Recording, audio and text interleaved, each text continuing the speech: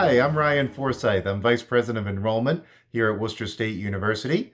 Wonderful to be with you today, sharing some information about the academic experiences that your student will have at Worcester State University. At WSU, we believe in a high-value education. That comes from a rigorous curriculum, unique academic experiences, and strong outcomes. Today, I'll be sharing information with you about how the academic journey that your student is going on will continue, how to make that first semester schedule, and a little information about your student's academic record and their privacy. So let's go ahead and get started with what the first semester class is going to be like. So for your student's first semester class for fall 2020, they're going to go through a process called Student Placement and Registration. Your student was sent an email from the Academic Success Center recently, which outlines the processes for completing that fall class schedule. Students are expected to complete a student questionnaire.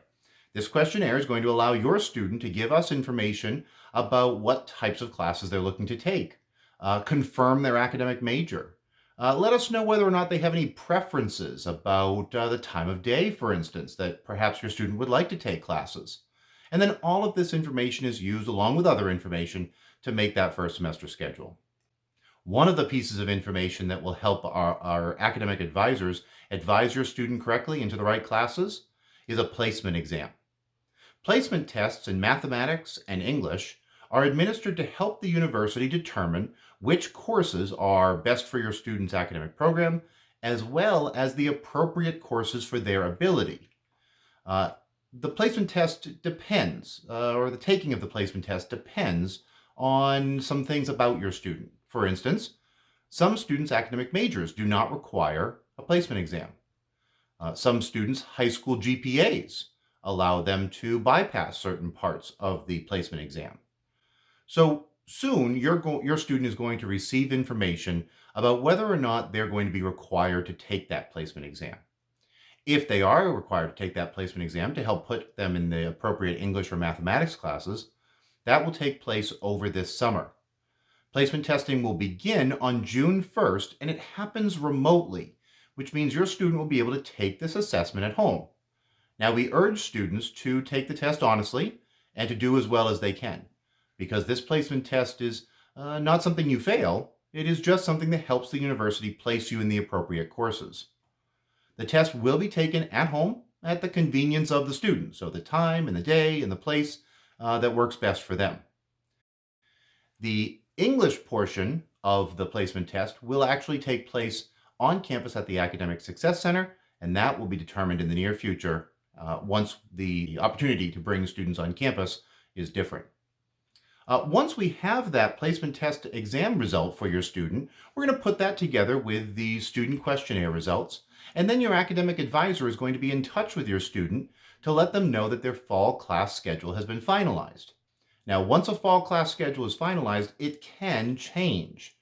Some of the things that can cause it to change are things like if a student changes their academic major. If today a student is a biology major, we're going to register them for classes that are appropriate to begin as a biology major. But if that student decides to change their major to computer science or criminal justice, then that's going to require a change to the student's academic schedule.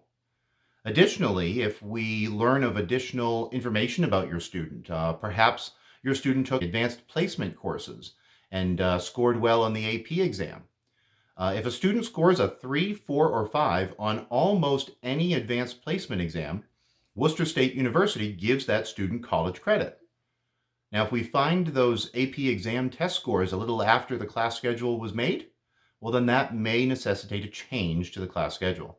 The same goes for learning about any dual enrollment classes that perhaps your student was involved in, or new placement test results.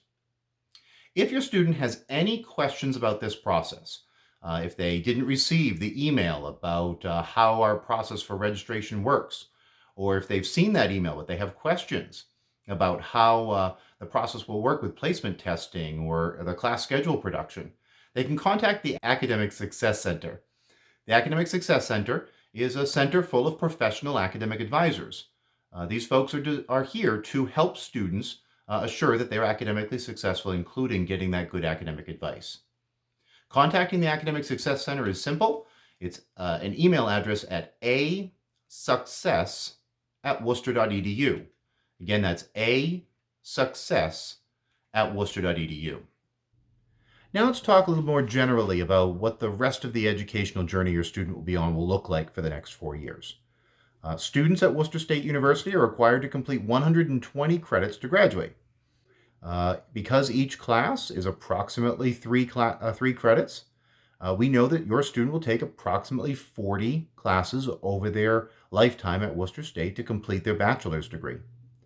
With 40 classes in a degree and 4 classes in a year, that means that most students take approximately 10 classes per year and approximately 5 classes per semester. Now, for some students, if you have a learning difference or a disability, or you have other priorities in your life that interrupt the ability to take a full-time course load every semester, some students do take fewer classes per semester. However, in order for students to stay on track and complete their degree in 4 years, students take approximately 5 classes every semester to be sure to complete that degree on time. Now, within the 120 credits to graduate with a bachelor's degree, a Worcester State student takes approximately 40 to 45 credits of general education requirements. These are English classes, math classes, science classes, etc. And we do believe at Worcester State very strongly in the liberal arts education. That's why we have a liberal arts general education requirement. In addition to that general education requirement, your student will take at least one major. Students take majors with credits between 36 and 50 credits. So you can see that a lot of the 120 credits that a student will take are used up in these general education courses and their specific major. However, there are credits remaining in a student's 4-year education to take a second major, add a minor, or another academic program, which we strongly encourage. We believe that when students leave Worcester State University having 2 academic programs completed and transcripted gives your student the leg up when they go out to their next adventure after higher education. To be able to talk with a future employer about concentrated study in 2 academic areas instead of just 1, we believe helps students. Whether a student is interested in the hard sciences or critical thinking or journalism or theater, having multiple academic areas of interest and academic areas of study helps students as they move on to the next phase of their life. Worcester State students are strongly encouraged to participate in multiple academic programs, as well as internships and practicum experiences. We believe that no matter what academic major you are in, you benefit from real-world experience outside of the classroom, and therefore student teachers will find themselves in elementary and high school and middle schools. Nurses will find themselves in clinical experiences that are at hospitals and doctors' offices and nursing homes. In order to get that real-world experience and build that portfolio of who you are, Worcester State believes very strongly in students getting outside of the classroom for those additional ways of learning. I want to speak to you now a little bit about a concept that is foreign to some families who have not had a student in college before, and that is satisfactory academic progress. If you and I were having a conversation and I asked you what is satisfactory academic progress, you would probably say, my student is satisfactorily completing their classes. And basically that's correct. That is what satisfactory academic progress is. The implications of not making satisfactory academic progress, though, in some cases can have dire consequences for students. For instance, a student that is not making satisfactory academic progress can become ineligible to receive financial aid. We know that at Worcester State, more than 60% of our students are using some form of financial aid to help make a Worcester State education affordable. As I said earlier, that investment in oneself is a high quality, high return on investment education, and that only happens when it's a rigorous curriculum that's delivered at an affordable price. So financial aid comes into play for most of our families.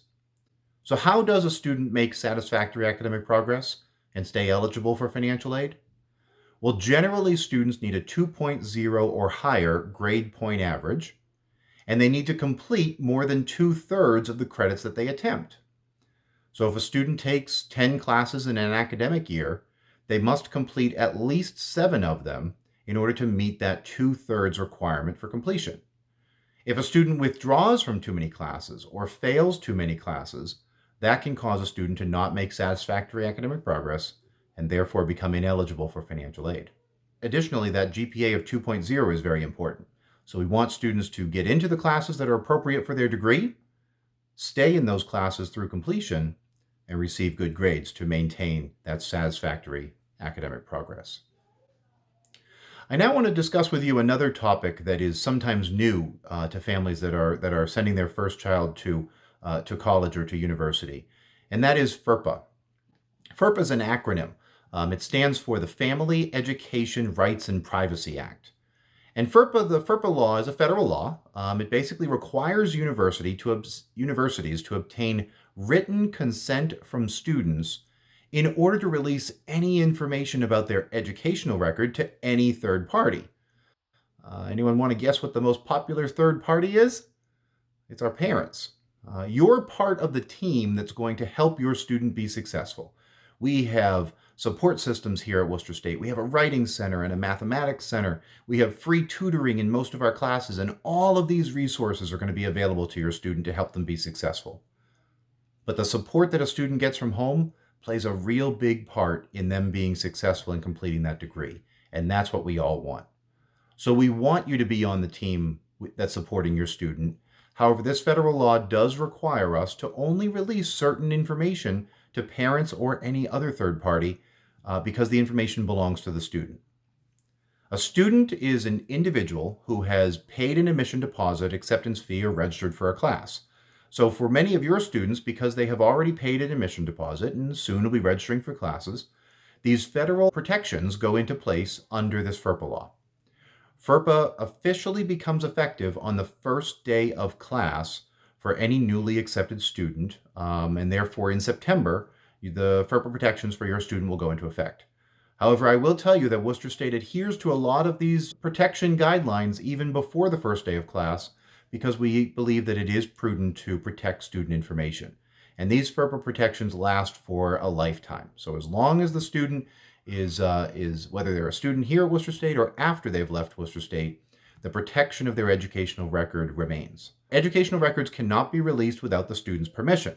This is almost any information provided to the university or any information about the student's educational record when they're at the university. That includes everything from schedules to grades to bills to financial aid. All of those forms of information are protected under this law. Now, many parents have struggled with this because parents are so involved in their students' college experience that they wonder, how can I not have access to this information? Well, this federal law does require that the student give you or any other third party access to this information in a written form. Now, there's some information that FERPA does not protect. So, for instance, a student's name, their home address, their phone number, their major, dates of attendance, enrollment status, credit hours, degrees, anything like that, there is information that's called directory information.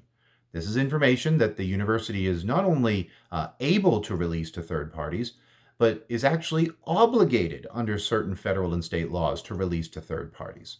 But the information that I mentioned earlier that's protected, financial aid information, bill information, grade information, that cannot be released without students' consent.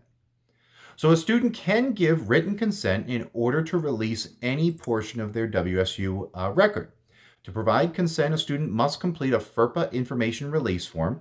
That form is available on the Worcester State website. It's worcester.edu, and just search for FERPA, or you can search for the registrar's office. Either way, it will get you to the same place on the Worcester State website where a student can find the FERPA information release form, and that's how your student will give you or any other third party access to their information. Now, FERPA releases do not release all kinds of information. For instance, if your student seeks out counseling through our counseling services center, or if your student has a learning accommodation through our Student Accessibility Services office, or perhaps your student has a medical action that they take with our Health Services office, those various records are protected under other federal and state laws. HIPAA comes to mind, for instance. And therefore, if a student wants to release those forms of information to a third party, including a parent, a release must be done for those as well, and those are done with the individual department. So counseling releases in counseling, health services releases in the health services department. This really concludes the presentation of the information about the academic experiences that your student will have at Worcester State. We are very glad that you and your student have chosen WSU. And now, like I said, we consider you part of the team to support your student through the academic endeavors that they'll have through the next few years. If you have any questions, we'll be offering a Zoom question and answer session within the next couple of months. Details on the date and registration can be found in the description below and online at worcester.edu/parent-orientation. Additionally, if you have questions and want to reach out before those Q&A sessions, if you have questions about class schedules or academic advising or the placement testing that we talked about, you can reach out to the Academic Success Center at asuccess@worcester.edu. And any questions about FERPA, the Family Educational Rights and Privacy Act that protects student information, can be sent to the registrar's office. And that email is registrar@worcester.edu. Again, it's been wonderful to be with you. I'm very, very glad that your student has chosen Worcester State and glad that you'll be coming to Worcester soon. We hope that you are staying safe. We hope that you're staying healthy and that all is well. We look forward to welcoming you to Worcester State. Go Lancers.